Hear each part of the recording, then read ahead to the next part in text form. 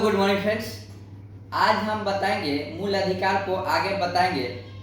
सबसे पहले कुछ फैक्ट्स और आर्टिकल 12 से लेकर 35 तक, जिसमें से हम 12 से 22 तक डिस्कस कर चुके हैं। एक बार उसको रिकॉल कर ले तो सबसे पहले तो मूल अधिकार एक नैसर्गिक था जो कि जन्म से ही मिल जाता था, और साथ ही इसको फ्रेंच भाषा में हम लोग मैग्ना कार्टा कहते थे मूल अधिकार को, जो कि यूएसए के संविधान से लाया गया है, अमेरिका के संविधान से। और मूल अधिकार का जो रक्षक है वो सुप्रीम कोर्ट और हाई कोर्ट दोनों था, और उसके साथ ही उसमें था कि अगर इसको निलंबित करना हो तो वो राष्ट्रपति कर सकती है कुछ समय के लिए, अगर इमरजेंसी वगैरह हो उसमें। लेकिन इसको अगर प्रतिबंध लगाना हो मूल अधिकार को तो वो हमेशा ही संसद करेगी, जो कि संसद में लोकसभा, राज्यसभा और साथ ही राष्ट्रपति आ जाते हैं। तो वो अगर प्रतिबंध लगाना हो तो हमेशा संसद लगाएगी। उसके बाद हम बताए थे कि 12 से लेकर 22 तक डिस्कस किए थे, जिसमें कि 12 और 13 कुछ खास इंपॉर्टेंट नहीं था, जिसमें कि 12 में परिभाषा था और स्टेट की चर्चा था, और 13 में अल्पीकरण था। लेकिन 14 से 18 तक था जिसमें कि समानता का अधिकार बता रहा था। 14 में विधि के समक्ष समानता, जो कि ब्रिटेन से लिया गया था, उसके बारे में चर्चा था। 15 में जाति, धर्म, लिंग, जन्म स्थान के अनुसार भेदभाव नहीं कर सकते थे, उसके बारे में समानता दिया था। 14, 15, 16 में लोक नियोजन में समानता, सरकारी नौकरी में समानता की बात था। 17 में अस्पृश्यता, अनटचेबिलिटी के बारे में था, और 18 में था उपाधियों का अंत, इवोल्यूशन ऑफ टाइटल के बारे में था। तो ये 14 से लेकर 18 तक समानता की बात कर रहा था। अब 19 से लेकर 22 तक बताए थे जिसमें कि स्वतंत्रता की बात कर रहा था। 19 में विभिन्न प्रकार की स्वतंत्रता की बात कर रहा था। सबसे पहले तो अभिव्यक्ति का, एक्सप्रेस करने का स्वतंत्रता था कि मीडिया या फिर मीडिया का पुतला फूकना, सभी उसमें आ जाते हैं। अपना राइट टू इंफॉर्मेशन, अपना जवाब देना, ये सभी अभिव्यक्ति में आ जाते हैं, राइट टू एक्सप्रेस में आ जाते हैं। उसके बाद था कि सभा करना था, कि आप कहीं भी सभा कर सकते हैं, असेंबल हो सकते हैं आप कहीं भी।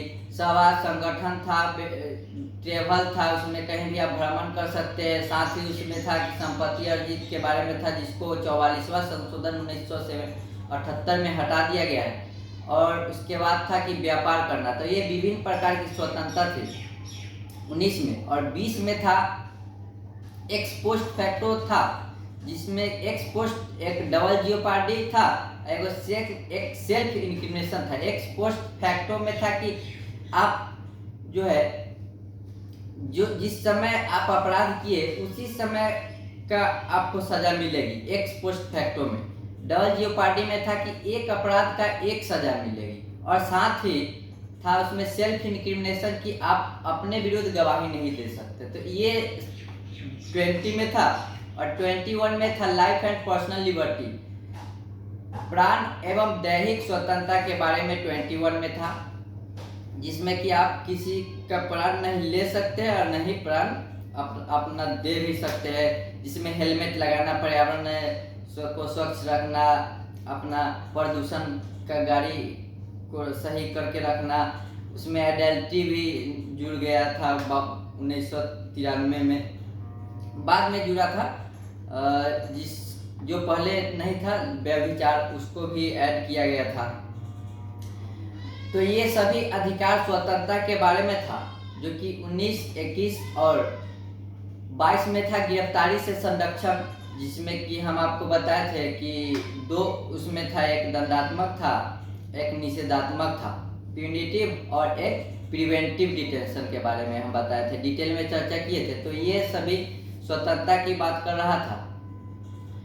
अब हम बात करेंगे 23 से लेके 23 और 24, जो कि शोषण के विरुद्ध 7 प्रकार की जो मूल अधिकार है, उसमें से हम लोग समानता का अधिकार और स्वतंत्रता का अधिकार बता चुके हैं।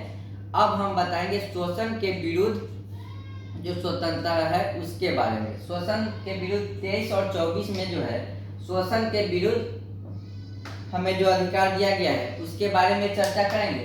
तो शोषण के विरुद्ध में सबसे पहले 23 में है बलात्, श्रम, बेगारी, आप किसी को बंधुआ मजदूर नहीं बना सकते हैं। तो ये इसका चर्चा 23 आर्टिकल में है। 23 आर्टिकल में बलात्, श्रम, बेगारी आप नहीं करा सकते किसी को। और 24 में है कि 14 वर्ष से कम आयु के बच्चे को आप किसी खतरनाक कारखाने में आप उसको खनन में ये सब में काम नहीं करा सकते हैं। और साथ ही इसमें एक तमिलनाडु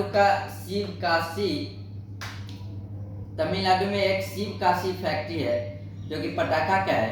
तो वो सभी जो बड़े बड़े उद्योग है उसमें खास करके तो बलात्, श्रम आप नहीं ही देखते होंगे। बच्चे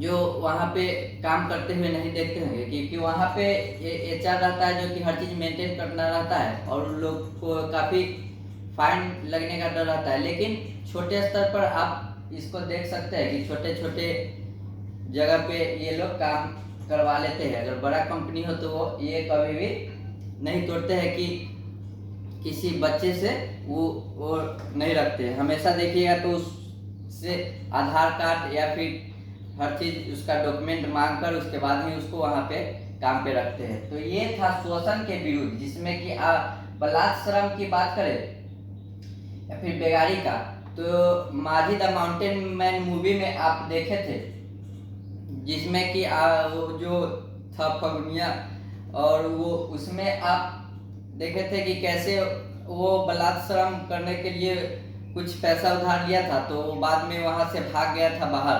उसके बाद आया तो उसमें कहानी था। तो उसमें इस आर्टिकल 23 में आपको शोषण के विरुद्ध जो अधिकार है इसके बारे में चर्चा किया गया है कि आप किसी को जबरन किसी को काम नहीं करा सकते हैं, किसी को बंधुआ नहीं बना सकते हैं। तो ये सभी का चर्चा 23 में था। और 24 में तो 14 वर्ष से कम आयु के जो भी बच्चे हैं उनको आप खतरनाक जगह पे काम नहीं करा सकते।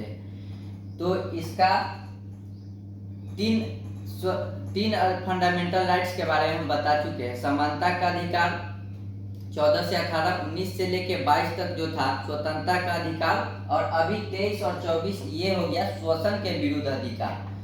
तो ये शोषण के विरुद्ध अधिकार जो है हम बता चुके हैं। यहाँ देखिए कानून के समक्ष समानता देता है 14 में, 15 में दे रहा है समाज के, और 16 में दे रहा है नौकरी में समानता दे रहा है, 17 में ऊंच नीच के बारे में, और 18 में है कि पद के हिसाब से आपको समानता दे रहा है। और उसी में विभिन्न प्रकार की स्वतंत्रता 19 में, और 20 में आपको दे रहा है अपने खिलाफ जो गवाही नहीं दे सकते उसके बारे में प्राण एवं दैहिक स्वतंत्रता इसमें दे रहे हैं, और गिरफ्तारी से संरक्षण के बारे में 22 में बता रहा है। तो ये हम चर्चा कर चुके हैं। और अभी 23 और 24 जो कि शोषण के विरुद्ध, जो कि आपको मानसिक, शारीरिक या फिर किसी प्रकार का आपका शोषण से बचाने के लिए ये दोनों संविधान में मेंशन किया गया है। और साथ ही उसके बाद अगर हम बात करें तो धार्मिक स्वतंत्रता जो है 25 से लेके 28 तक है, जिसमें कि 25 में है आपका अंतःकरण के बारे में बात कर रहा है। कॉन्साइंस व्यक्तिगत कॉन्साइंस की बात कर रहा है। यहाँ पे व्यक्तिगत अंतःकरण की बात कर रहा है कि आप किसी भी धर्म को आप चाहे तो आप उसको अपना सकते हैं। किसी धर्म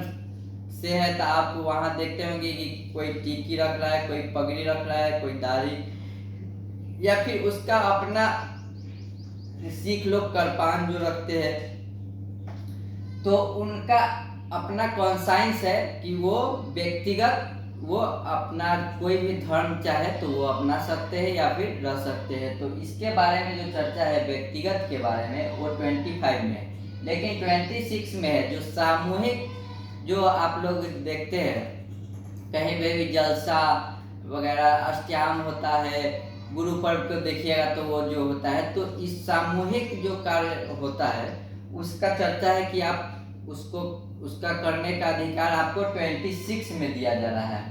25 में था कि व्यक्तिगत आप किसी भी धर्म को अपना सकते हैं या फिर कहीं भी आप अपना जो धर्म है उससे रिलेटेड वस्त्र पहन सकते हैं। और 26 में है कि सामूहिक के बारे में बता रहा है।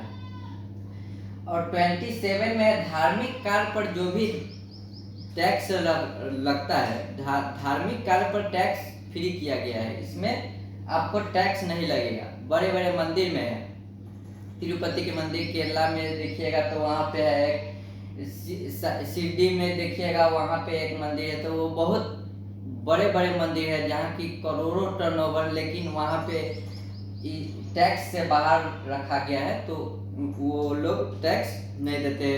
पटना में हनुमान मंदिर, महावीर मंदिर जो है वो कई संस्था भी चलाती है, हॉस्पिटल चलाती है, तो वहाँ पे जो भी आता है दान वगैरह उस पर टैक्स नहीं लगता है। यहाँ पे धार्मिक कार्य का धन जो है उसको टैक्स से बाहर रखा गया है। ये हमारा अनुच्छेद 27 में है। और 28 में है कि गवर्नमेंट इंस्टीट्यूट में आपको धार्मिक स्वतंत्रता नहीं दिया जाएगा। 27 में था कि टैक्स नहीं लगेगा आपको, धार्मिक जो भी है वहाँ पे धन है उसके बारे में। 28 में है कि जो गवर्नमेंट इंस्टीट्यूट है, सरकारी जो भी इंस्टीट्यूट है, वहाँ पे आप धार्मिक शिक्षा नहीं दे सकते। कहीं भी आप अगर देखते भी होंगे तो संस्कृत पढ़ाया जाएगा तो वो एक लैंग्वेज है, ना कि धर्म का शिक्षा दिया जा रहा है। या फिर उर्दू पढ़ाया जा रहा होगा कहीं भी, तो वहाँ पर भी वो एक लैंग्वेज में पढ़ाया जा रहा होगा, लेकिन उस धर्म का स्पेशल कोई पढ़ाया नहीं जाएगा। तो ये था 25 से लेके 28 तक जो था धार्मिक स्वतंत्रता के बारे में था। अब है यहाँ पे शिक्षा एवं संस्कृति के बारे में 29 और 30, 29 और 30 जो है आर्टिकल शिक्षा और संस्कृति के बारे में बता रहा है। 25 से लेके 28 तक धार्मिक स्वतंत्रता था कि अंतःकरण आप व्यक्तिगत कोई भी धर्म अपना सकते हैं। 26 में था कि सामूहिक कोई भी आप कार्य कर सकते हैं, जाम के बारे में था। 27 में था कि आप धार्मिक कार्य पर आपका धन नहीं लगेगा। और साथ ही 28 में था कि गवर्नमेंट इंस्टीट्यूट जो भी है वहाँ पे आप धार्मिक पढ़ाई नहीं करा सकते हैं। कोई भी अगर मदरसा वगैरह में भी अगर धार्मिक पढ़ाई अगर मिल जाता है तो उसको उसी समय बंद कर दिया जाएगा। लेकिन वहाँ पे देखिएगा तो उर्दू में पढ़ाया जा रहा होगा, ना कि धर्म के बारे में शिक्षा दिया जा रहा हो।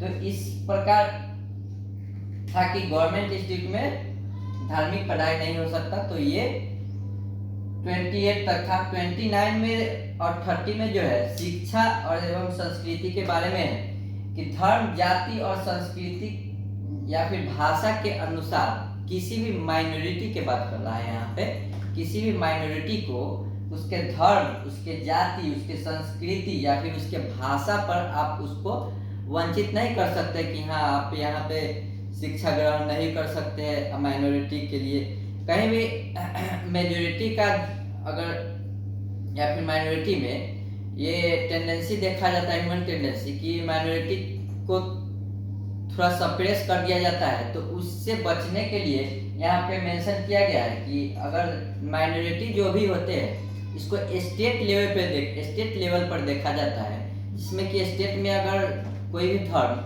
अगर 10% से कम है तो वो माइनॉरिटी में आ जाता है। जाति कभी भी माइनॉरिटी में नहीं आता है कि हाँ ब्राह्मण कम है तो वो माइनॉरिटी में आ जाएगा। जाति हमेशा माइनॉरिटी कभी भी आएगा तो वो धर्म पर आएगा और स्टेट में देखा जाता है, स्टेट लेवल पे। और वो 10% से अगर कम है तो आप देखेंगे कि माइनॉरिटी। हिंदू धर्म जो है, हिंदू धर्म भी माइनॉरिटी है। अगर पूर्वोत्तर में नागालैंड, उधर मिजोरम में अगर जाए तो वहाँ पे देखेंगे तो हिंदू धर्म माइनॉरिटी में, वहाँ पे मेजॉरिटी में क्रिश्चियन अभी हो गया है। तो जाति पर कभी भी माइनॉरिटी या फिर मेजॉरिटी नहीं देखा जाता है। एक स्टेट लेवल पे 10% से कम अगर कोई धर्म है तो उसको माइनॉरिटी में रखा जाता है और उसको सप्रेस न करे, इसके लिए यहाँ पे बताया गया है कि जाति, धर्म, जाति या फिर संस्कृति, जाति का भी मेंशन है, या फिर संस्कृति या फिर भाषा के अनुसार अगर किसी को अगर माइनॉरिटी को आप सप्रेस करना चाहते हैं तो यहाँ पे इसको रोका गया है कि आप उसको नहीं रोक सकते हैं। और आरक्षण जो है हमेशा जाति के अनुसार मिलता है, ना कि धर्म के अनुसार। माइनॉरिटी में कोई धर्म है तो उसको आरक्षण नहीं मिलता है। मुस्लिम में ही पठान और शेख लोग है उसको आरक्षण नहीं मिलता है। अभी तो खैर सबको आरक्षण मिल गया है इकोनॉमिकली बैकग्राउंड पर, लेकिन आरक्षण जो मिलता है जाति के अनुसार मिलता है, ना कि धर्म के अनुसार। तो इसमें 29 में इसका डिस्कस किया गया है कि धर्म, जाति और भाषा के अनुसार अगर कोई माइनॉरिटी को आप कहीं पढ़ने से या फिर नहीं रोक सकते हैं किसी को। तो ये 29 था, एजुकेशन से वंचित नहीं कर सकते हैं। और 30 में था कि या फिर वो जो माइनॉरिटी जो है 29 में था कि वहाँ पे आप रोक नहीं सकते। लेकिन अगर वो लोग असहज महसूस कर रहा है कि नहीं यहाँ पे पढ़ने में, अगर कोई भी माइनॉरिटी कम्युनिटी का है वहाँ पे और जाने में उसको हिचक है, तो वो अपना एक संस्था खोल सकता है, सरकारी संस्था खोल सकता है उसके लिए, या फिर यूनिवर्सिटी हो तो उसके लिए खोला जा सकता है। तो इसका चर्चा है 30 में है कि अगर कोई भी माइनॉरिटी यहाँ पे अल्पसंख्यक जो भी है अगर वहाँ पे असहज महसूस कर रहे हैं तो उनके लिए कोई भी संस्था या फिर यूनिवर्सिटी खुल सकता है। तो उसका चर्चा आर्टिकल 30 में है।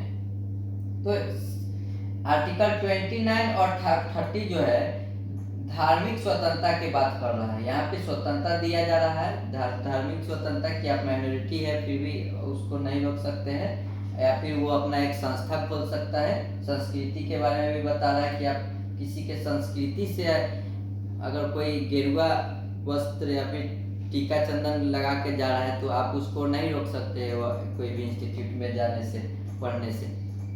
तो इसका धार्मिक स्वतंत्रता के बारे में चर्चा किया गया है 29 और 30 में। और 31 में जो है संपत्ति का अधिकार था जिसको समाप्त कर दिया गया है, जिसको समाप्त करके 31 से सीधे 300 का क में भेज दिया गया है, जिसको हम बताए थे आपको कि संपत्ति का जो अधिकार है उसको 44वां संशोधन द्वारा 1978 में इसको संशोधन करके 300 के क में भेज दिया गया है संपत्ति के अधिकार को, और इसको कानूनी अधिकार बना दिया गया है। आपको हम डिस्कस किए थे कि कहीं भी अगर रेल या फिर बड़ा हाईवे पास हो जा रहा है, अगर थोड़े जमीन के लिए अगर कोई नहीं देना चाह रहा है तो वहाँ पे दिक्कत न हो, तो मूल अधिकार को आप किसी से छीन तो नहीं सकते थे, इसलिए इसको कानूनी अधिकार बना दिया गया है और इसको 300 के क में भेज दिया गया है। 44वां संशोधन द्वारा मुरारजी जी उस समय प्रधानमंत्री थे 1978 में, और इसको 300 के क में भेज दिया गया है। तो इस प्रकार हम फंडामेंटल राइट्स जो 7 होते हैं, सबसे पहले समानता अधिकार बता दिए 14 से लेके 18 तक, उसके बाद 19 से लेके 22 तक स्वतंत्रता का अधिकार बता चुके हैं, और 23 और 24 जो है शोषण के विरुद्ध अधिकार बताए थे।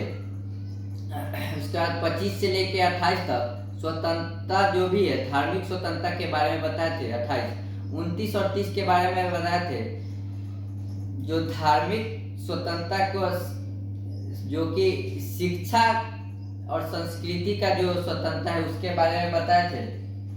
और जो ये बंद हो गया है अभी संपत्ति का जो अधिकार था उसको अभी तो बंद कर दिया गया है। और साथ ही एक है जो कि 32 जो है उपचार रिमेडी का जो एक अधिकार है, जिसमें कि मूल अधिकार बनाने वाला मूल अधिकार उसको कहते हैं 32, जिसमें कि आपको सुप्रीम कोर्ट डायरेक्ट हस्तक्षेप कर सकती है अगर मामला मूल अधिकार का रहा तो 32 में उसका चर्चा किया गया है। तो इस प्रकार हम 7 फंडामेंटल राइट्स बताए थे, और 33, 34, 35 जो है ये आपको रोकता है, आपको सीमा या फिर आर्मी हो या फिर कोई भी मीडिया हो, मार्शल लॉ जो भी लगता है उसको सीमा प्रदान करता है कि हाँ इतना उसका सीमा है, वो स्वतंत्रता नहीं बल्कि वो और रोकता है कि आप इससे ज़्यादा नहीं आपको स्वतंत्रता है। तो और 32 में कल बात करेंगे रिमेडी के बारे में, जो कि उपचार कहते हैं आर्टिकल 32 को, और साथ ही बताएंगे उसमें 5 तरह के जो उसमें रीट जारी होता है उसके बारे में कल चर्चा करेंगे कि मूल अधिकार को मूल अधिकार बनाने वाला आर्टिकल कौन है, तो वो आर्टिकल 32 है। तो इस प्रकार हम मूल अधिकार को कंप्लीट कर चुके हैं। और एक बार अगर फिर से रिकॉल कर दे तो 19 में इसमें सॉरी यहाँ 23 से एक बार बता देते हैं। 23 में है बलात् श्रम, बेगारी, बंधुआ मजदूरी से जो अधिकार दिया गया है उससे उसका अधिकार दिया गया है कि वो कोई किसी से नहीं करवा सकता है 23 में। 24 में है कि आप 14 वर्ष से कम के बच्चे को आप खतरनाक काम नहीं करवा सकते, खनन वगैरह में, बड़े पटाखा उद्योग में, तो वहाँ पे आपको काम नहीं करा सकते हैं। 24 में था। 25 में अंतःकरण था, व्यक्तिगत अंतःकरण था कि आप स्वयं अगर किसी धर्म को अपनाना चाहते हैं तो वो अपना सकते हैं। आप कोई भी धर्म का सिंदूर कर सकता है, कोई टीकी रख सकता है। तो इस प्रकार इसमें 25 में था कि व्यक्तिगत वो किसी भी कार्य को, किसी भी धर्म को अपना सकता है। और 26 में था कि सामूहिक जो कार्य करते हैं, अष्टयाम, गुरु पर्व में जो जलसा निकलता है, वो सभी सामूहिक काम 26 के तहत होता है कि आप इसमें आप किसी को रोक नहीं सकते। 27 में था कि धार्मिक कार्य पर आपका धन नहीं लगेगा। कोई भी बड़े बड़े मंदिर में जाइएगा तो वहाँ पे जो भी टैक्स पे नहीं करते हैं वो लोग। 28 में था कि आपको गवर्नमेंट इंस्टीट्यूट में धार्मिक स्वतंत्रता नहीं दिया जाएगा, तो ये 28 में था। 29 में था कि जाति, धर्म, लिंग या जो भी माइनॉरिटी होता है उसको आप इसके अनुसार नहीं रोक सकते। जाति, धर्म, लिंग, संस्कृति के अनुसार आप नहीं रोक सकते हैं। यहाँ पे क्वेश्चन भी आता है कि अल्पसंख्यक का प्रयोग सबसे पहले संविधान में कहाँ किया गया है, तो 29 में ही किया गया है। और साथ ही 30 में संस्था या फिर यूनिवर्सिटी खोल सकते हैं। जो भी अगर ये लोग असहज महसूस कर रहे हैं माइनॉरिटी लोग वहाँ पे शिक्षा प्रदान करने में, तो वो लोग अपना संस्था या फिर यूनिवर्सिटी खोल सकते हैं। 30 में ये बात का डिस्कस है। और 31 में जो कि अब इसको समाप्त करके कानूनी अधिकार बना दिया गया है, मूल अधिकार से संपत्ति का अधिकार को 300 के कम में भेज दिया गया है, जो कि 44वां संशोधन द्वारा 1978 में मोरारजी देसाई जी के टाइम में हुआ था। तो इस प्रकार हम लोग मूल अधिकार के बारे में चर्चा किए। अब जो बचे हुए मूल अधिकार का आर्टिकल है उसको नेक्स्ट वीडियो में हम बताएं।